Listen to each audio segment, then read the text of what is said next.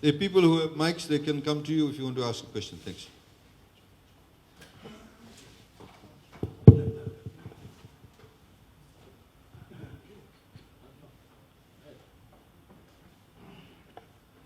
Thank you, sir. First, I would like to thank you very much for coming to our small village in Kulukulu. This is the first comment I've ever seen that coming to small villages to each and every person maybe. So I got some questions here to ask, especially the hospitals. Our hospital, yeah, Sigatoka Hospital. I can't say much about it, but if I say it's very pathetic. No good service at all. Even if you go, the major sickness in Fiji is diabetes, as you have said. Okay, the diabetes, like asthma. Just lately, my wife got asthma. I went to the hospital, they haven't got the asthma injection. And that's the most common sickness in Fiji. My wife nearly died that day. But it was fortunate that my son got the injection at home. And the medicine, I just bought it from the pharmacy. Why is this? And some other facilities as well in the hospital, like the outpatient convenience, no good convenience in Sigatoka. Sure. You got any other? Sorry? You got some more questions or anything else? Or kuch puchege? Yeah. Please go, give me the whole list. The wages as well. Okay, the wages is $2.68 an hour. 68. Right, that was reviewed in 2018. Okay. Just an example, if we have a wages of $4 an hour, if a person is working 40 hours a week, that means $460 something he'll be getting. Maybe $10 tax. No, we don't pay tax. You don't pay tax unless you earn more than 30,000 a year. Okay, that's $160 fine. So maybe bus fare. He's coming from Lomoy, it's $3 for one side. Just make it $5. $30 a fare, $130. Groceries maybe $100.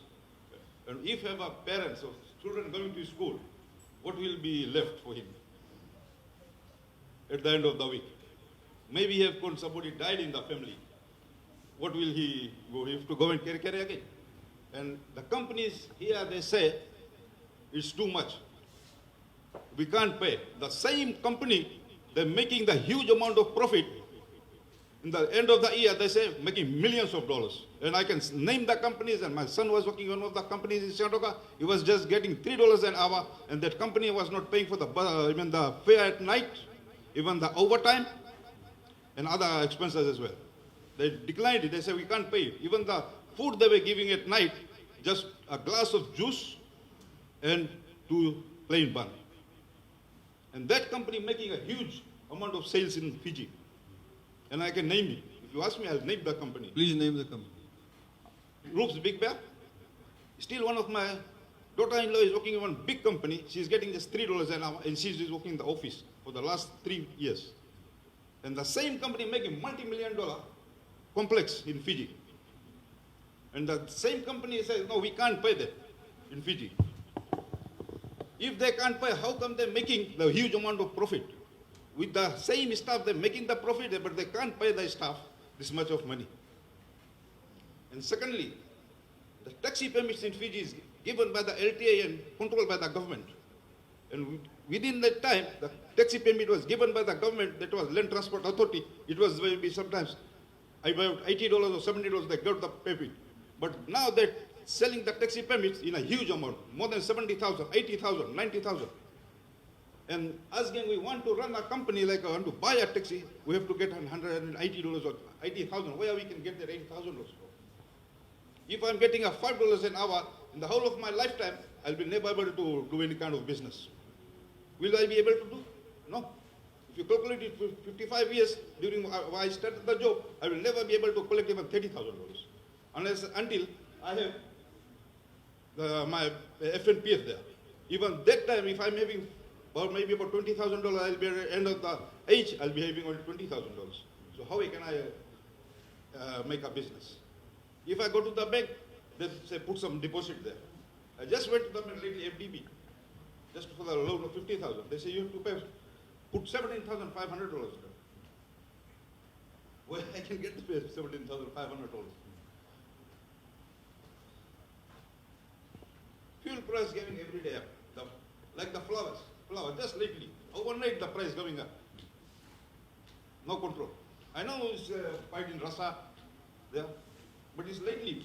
During 1960s to nearly about 1980 or 1990, the price was not like this. But now, touching the sky. Because no control. Because we poor people, we die. We strive every day, every night and every day, till today. People getting $3.45. The shop owners, if you say you want to work, you work. If you don't want to work, the road is open. You go. No control. Because can't do our pen is under a very big storm. We have to work. We have to sweat. Before, maybe about 20 years back, it was not like this. During my father time, it was not like that. But now, we have to strive even night, day and night. Sometimes to think what do we eat tomorrow. Some people are getting here. You will see maybe some of the people, when they get hit at the job site, they don't want to compensate. I got some friends here in Kulkul. They don't want to compensate. Even they don't want to pay for the hospital. They don't want to pay for the taxis. Just go, Bhaiya, you just give you a couple of $100, you can help it. No. And those are the companies, they're making a huge profit. They're making 3-story, 4-story, 5-story buildings here. So there is no control here, sir.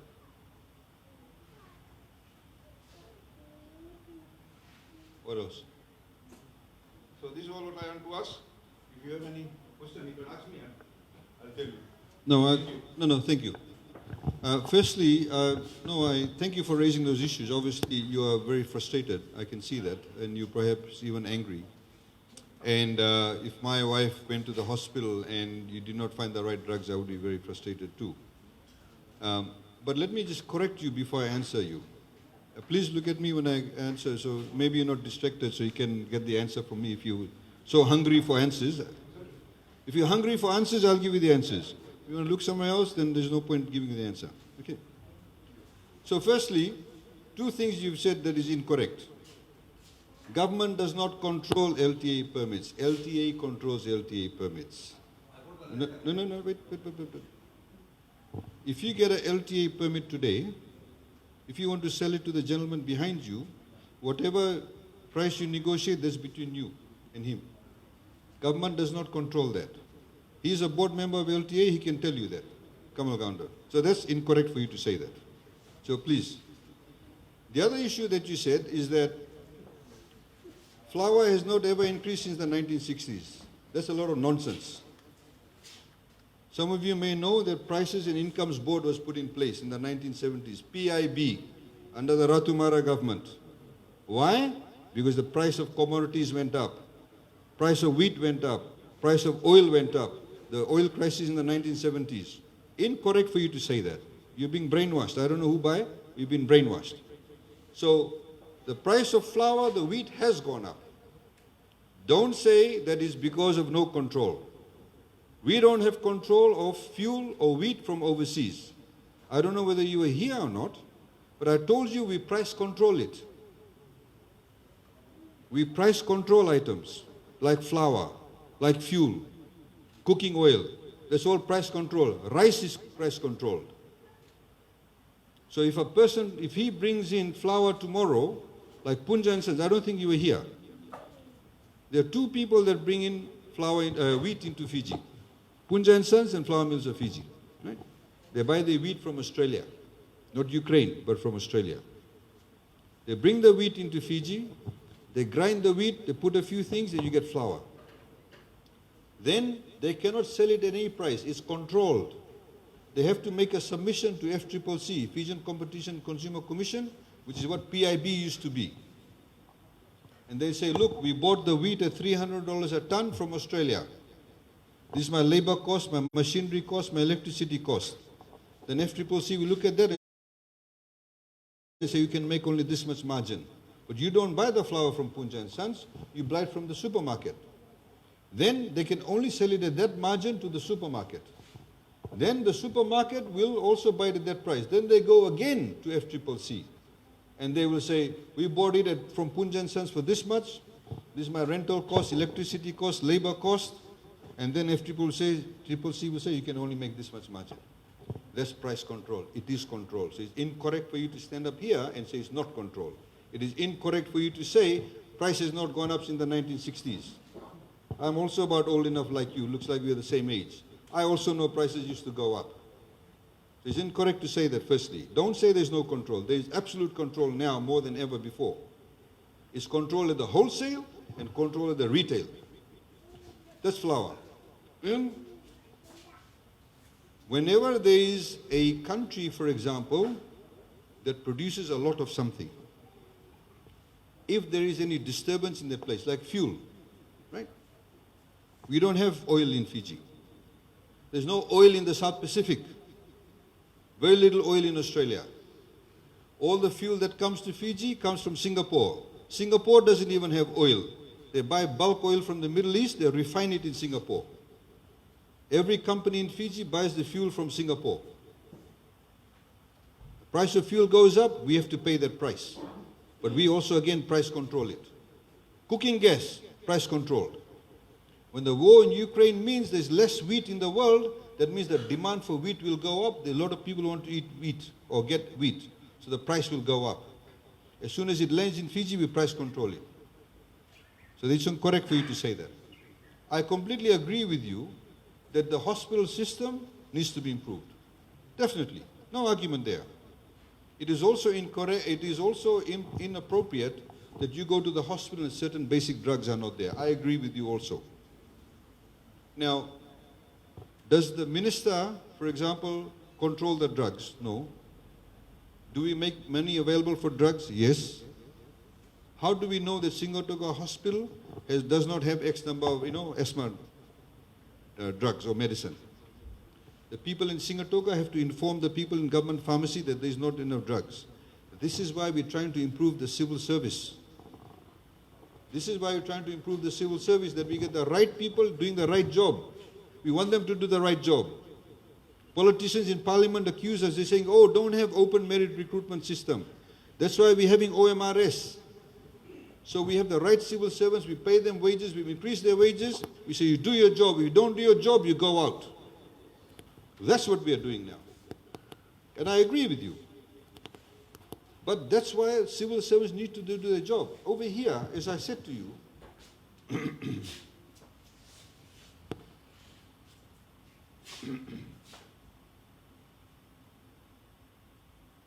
sorry.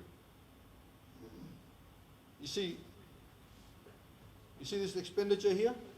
$1.1 billion is paying the salaries of civil servants, doctors, nurses, everybody that's working there. Yes. As announced in the parliament a few weeks ago, we are in fact rolling out with the civil service a policy on how they should be friendly to you.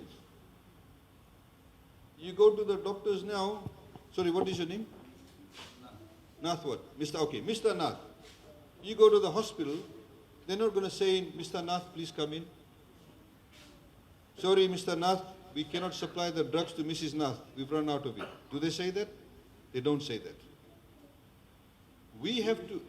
They should do that, right? They should do that.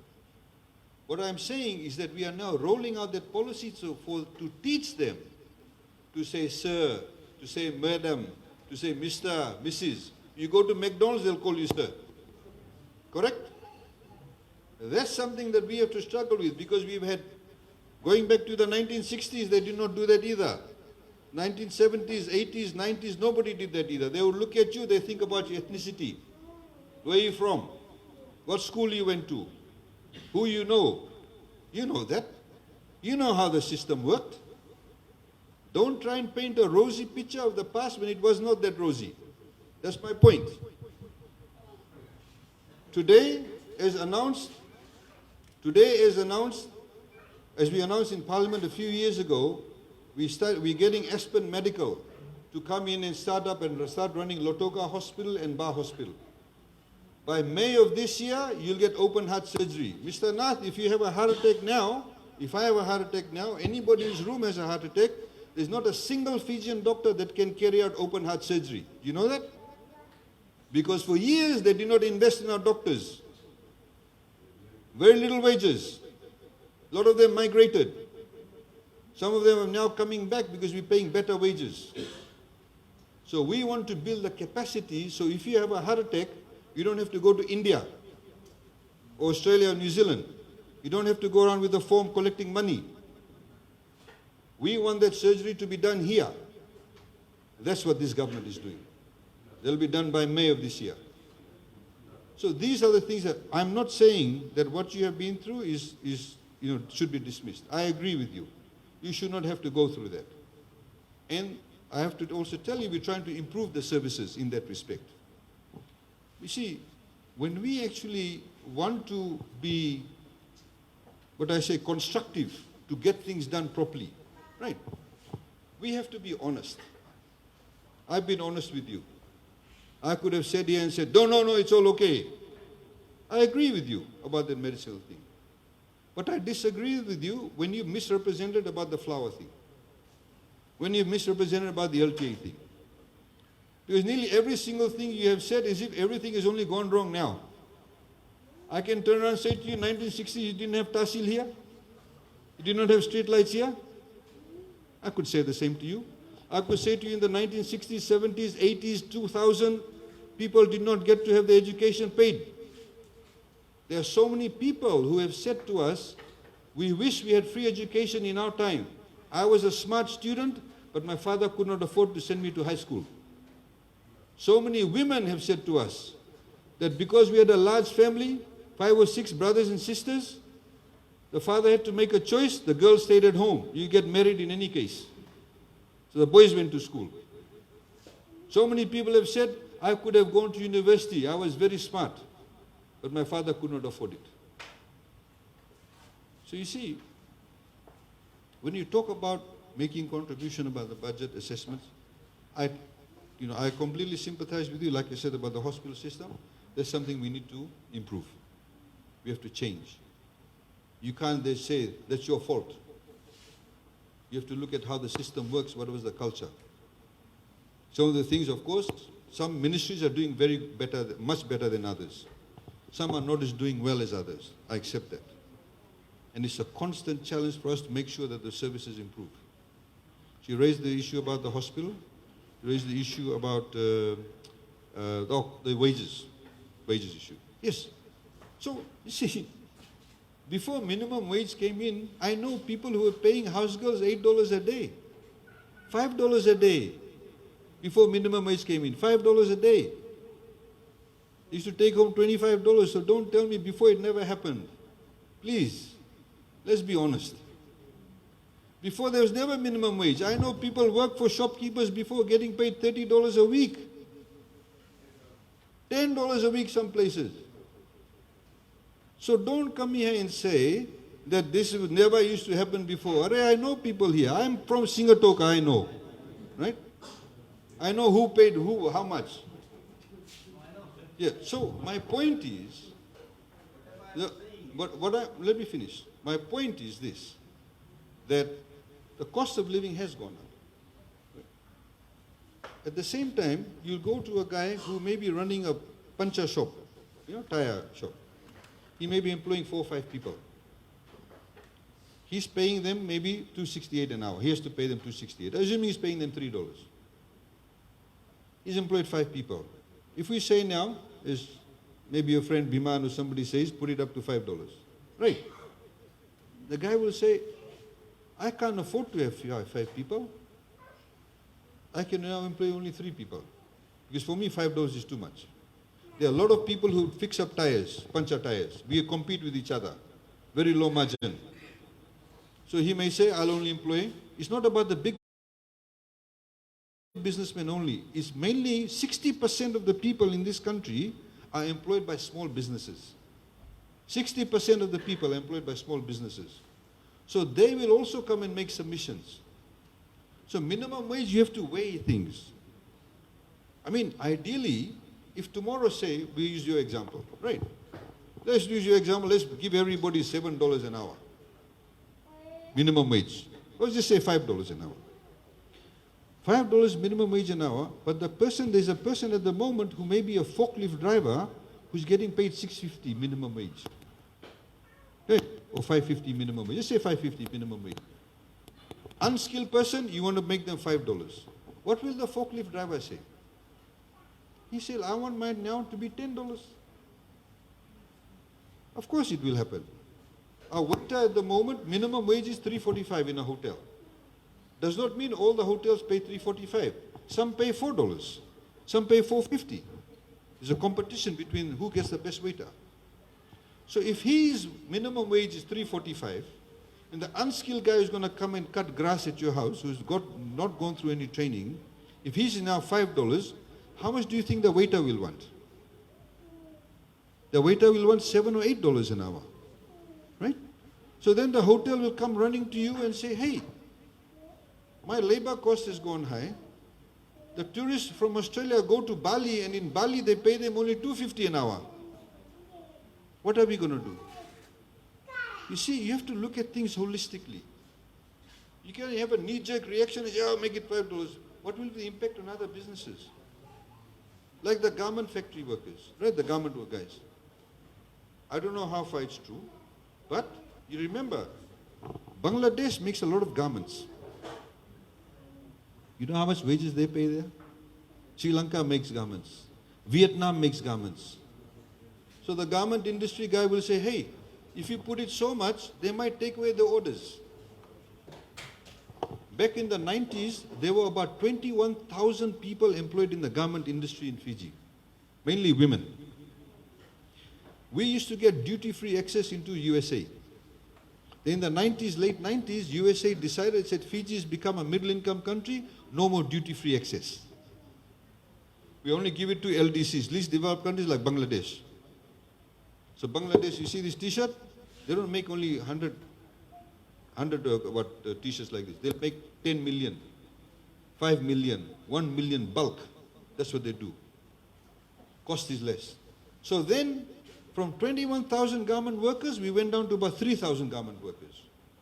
When we were put in government, we gave the garment industry $300,000 a year for the next 3 years to go and get more orders. Today, there's about 8,000 to 9,000 people working in the garment industry, mainly females.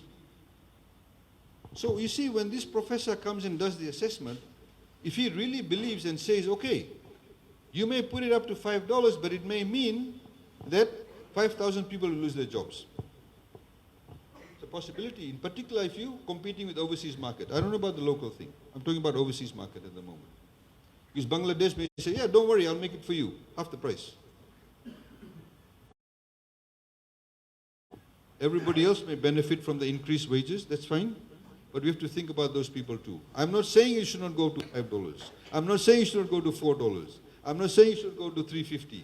All I'm saying is that when these decisions are made, they have to be made taking into account everything.